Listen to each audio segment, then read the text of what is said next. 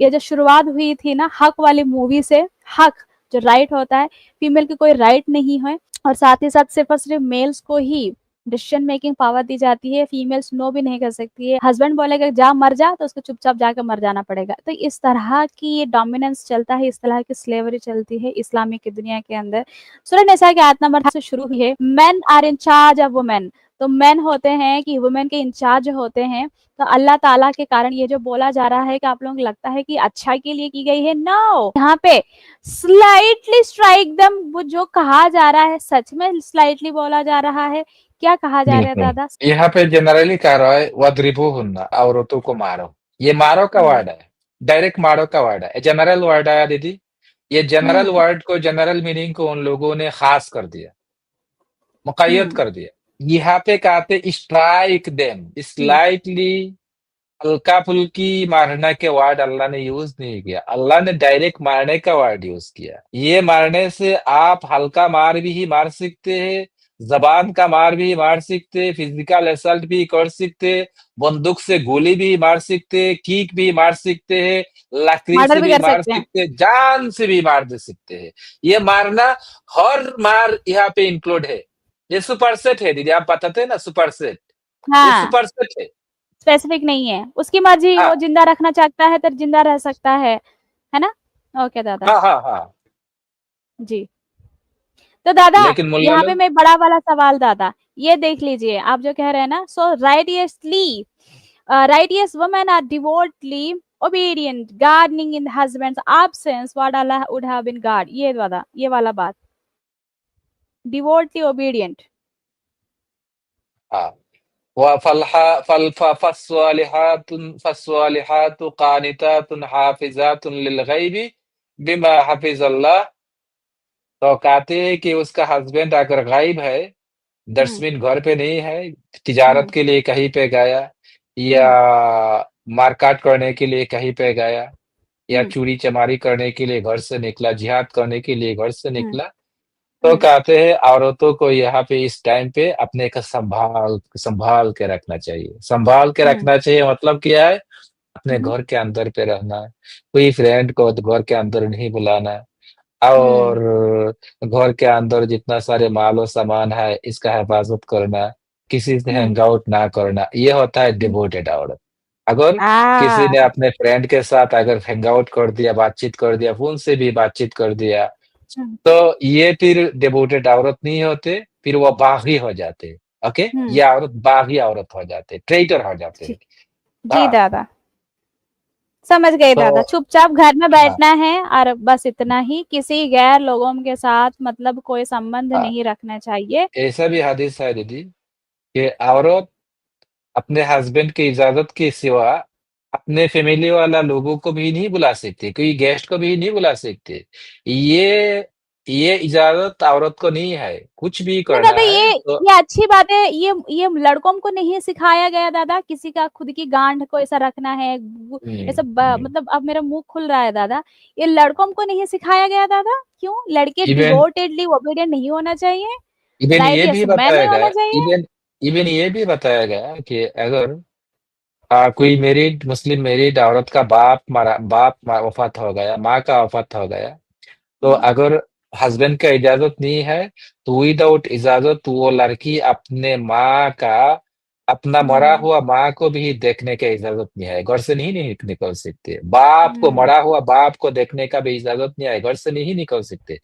जब तक हस्बैंड इसको इजाज़त नहीं देगा। इजाज़त लेना मैंडेटरी है।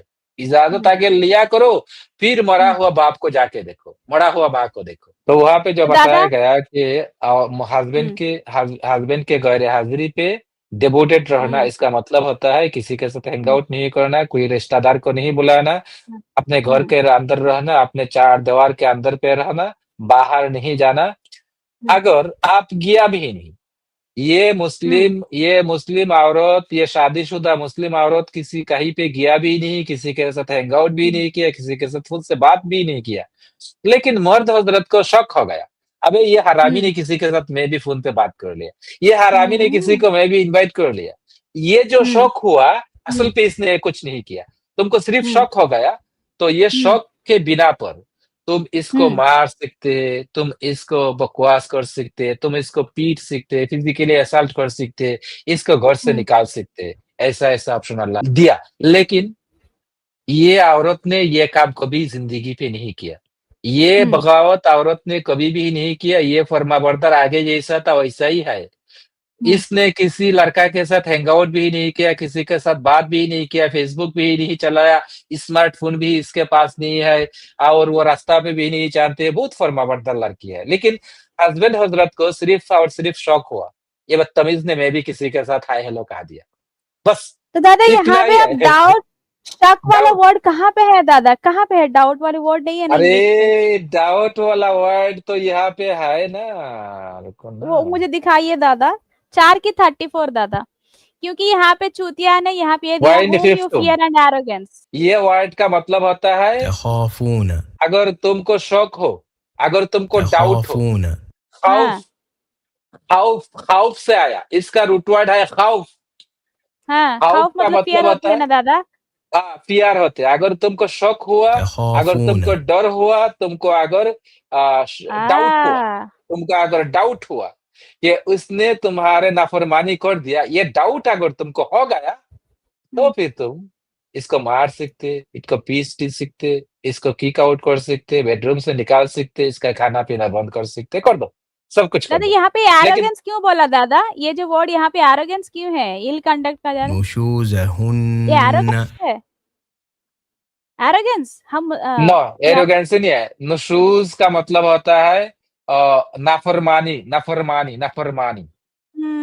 नाफरमानी और एरोगेंस में मतलब नाफरमानी मतलब नो बोलना या उसको मतलब ना करना, कोई काम ना देना, चुप रहना, मान लेते हैं।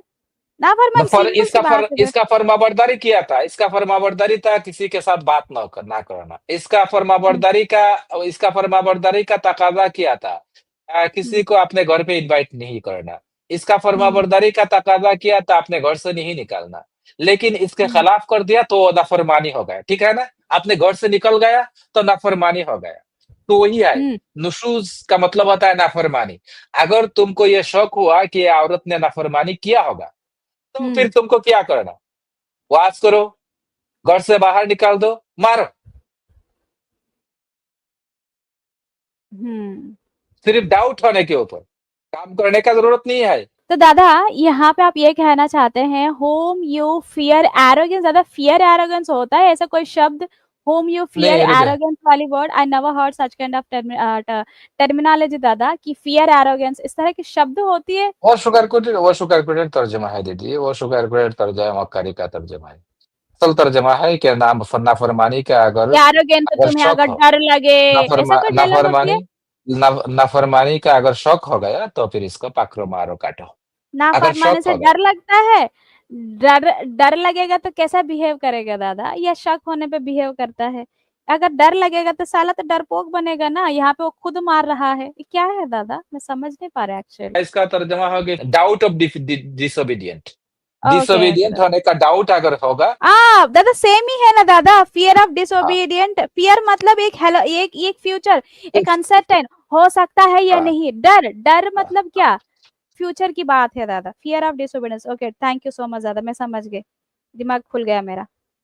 तो ये फ्यूचर टेंस की बात है, मतलब उसने किया या नहीं किया ये इसके ऊपर बात नहीं हो रहा है। दैट इज गाइस, हमारा लोग ये समझा रहे हैं कि सिचुएशन हुई है नहीं, लेकिन सिंपल ओनली बिकॉज वो डाउट लाके वो अपनी वाइफ को यहाँ पे वो यहाँ परेशान कर सकता है।